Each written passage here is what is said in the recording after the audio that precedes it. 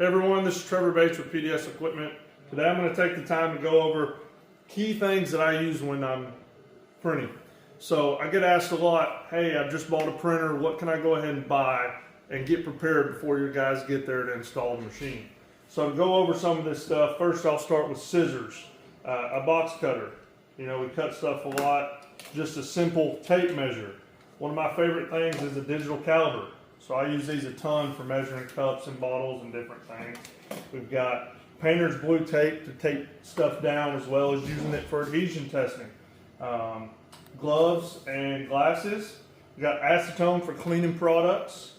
This anti-static spray here, it's a sprayway product. It's a great thing for acrylic. If you're doing a lot of acrylic, you can fight some static different times of the year. This is a great product.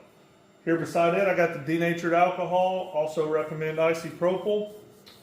I wipe that stuff on and clean products off with the Scotch box of rags.